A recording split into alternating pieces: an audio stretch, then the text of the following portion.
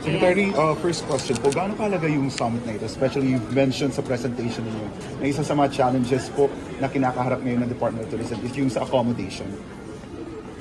Unang-una, nagpapasalamat po tayo sa Philippine Hotel Owners Association for organizing this summit, which is very timely as it well aligns with the vision of our President na mag-expand po talaga yung Philippine tourism, especially in terms of tourism investment in hotel and accommodation infrastructure. Makikita po natin, base sa data in the ASEAN, na kailangan pa natin na mag-catch up in terms of the number of rooms. And that is why this summit is very timely kasi inimbitahan natin yung ating mga investors and current owners to further expand in the Philippines and to provide more opportunities for tourism development sa ating mga destinations sa Pilipinas. Sir, nag-release na po ang DFA ng mga detalye on additional visa requirement for Chinese tourists. Ano po kaya magiging impact nito sa ating tourism and dun sa ating overall economy? Unang-una po, nakikita natin na sa ASEAN, nagkaroon na po tayo ng liberalization of visa policies sa ating mga neighboring countries.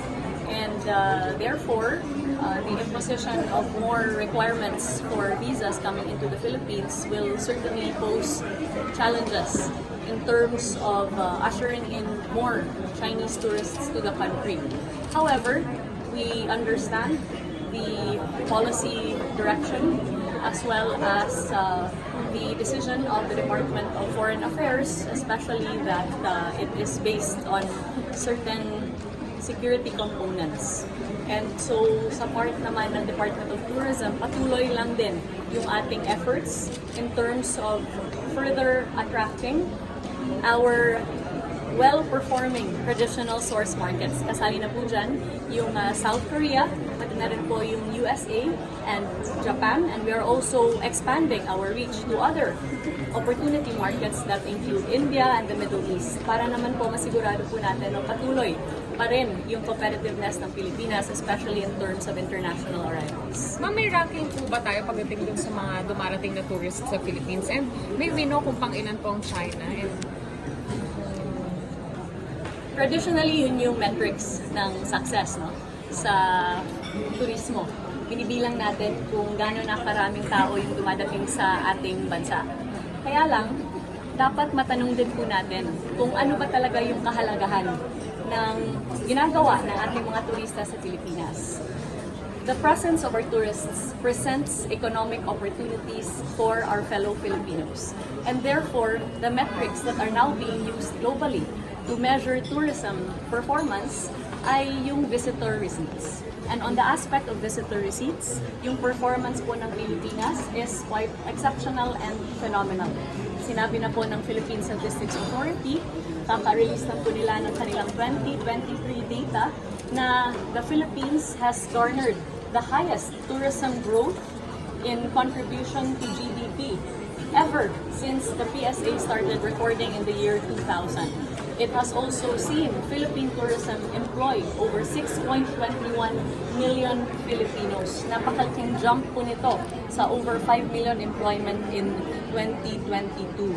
Kaya nakikita po natin na yung performance po ng Pilipinas in terms of the metrics that matter, visitor receipts and tourism employment, is that our country is doing very well. pero ma'am, how are we going to lessen the impact kung meron nga pong effect talaga itong paghihigpit ng visa requirement for Chinese tourists? Patuloy po yung ating promotional efforts in markets all over the world. In fact, even in China, our efforts through our tourism attachés in Shanghai and Beijing are still continuing, as we still have Chinese tourists coming in through group tours as well as our cruise tourism passengers. And of course, we are working very closely with our aviation partners para naman po mas dumagumpay yung connectivity natin sa Pilipinas, especially to include the US, where we have just welcomed from United Airlines flights from San Francisco, and they have also announced new connectivity to Cebu via Tokyo. And we're very happy that in a few short months, magsisimula na po yung connectivity from Seattle to Manila through Philippine Airlines.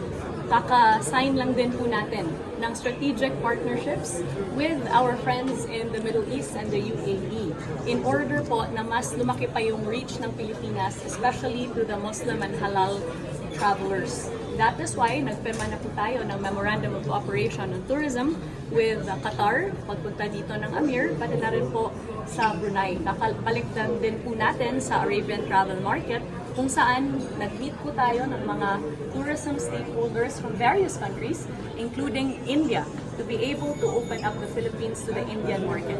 The talks between India and the Philippines as far as air talks and negotiations on flights was very successful. And in fact, kakatapos lang din po ng joint working